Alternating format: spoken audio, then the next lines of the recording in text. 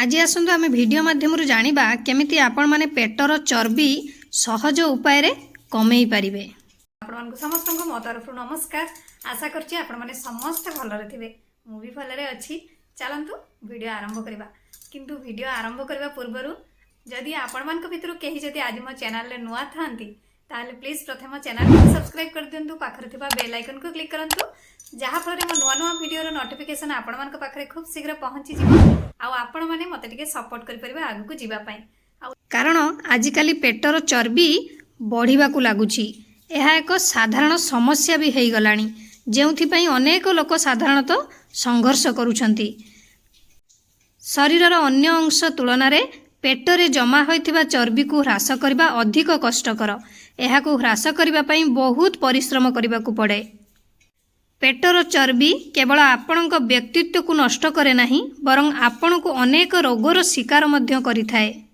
जेमति कि मधुमेह, कोलेस्ट्रोल, कर्कट, हृदय संबंधी रोग एही भली अनेक विपज्जनक रोग को डाकी आणे।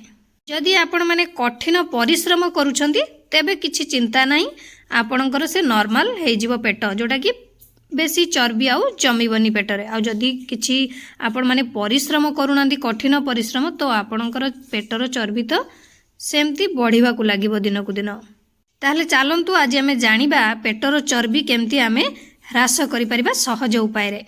सेथि पई आपण मानकु किछि करिबा पई पड़िबो। करिबा पई माने आपण मानकु उठिबा परे तुरंत सकाळे गोटे ग्लास उषुम पानी पीबा पई पड़िबो।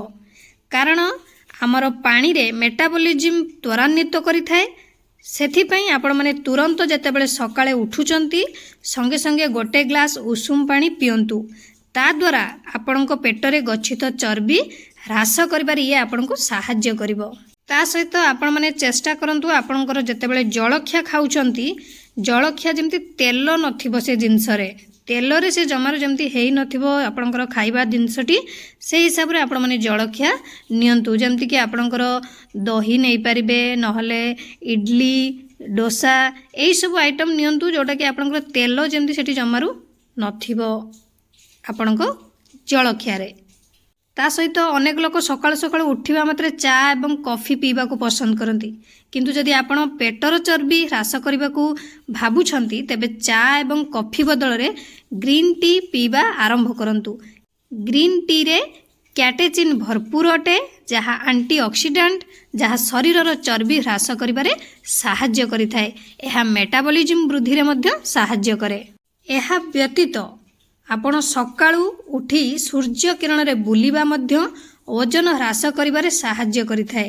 एहा सहित एहा विटामिन डी अभाव को मध्य दूर करिथाए। तेणु चेष्टा करंतु सकाळू तुरंत उठंतु जोटे कि उठिला परे आपण माने किछि उषुम पानी पियंतु। ता सहित सकाळू सूर्य किरण रे बुलिबा अभ्यास टिके जारी रखंतु।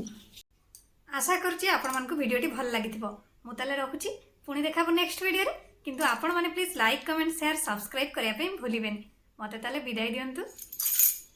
नमस्कार।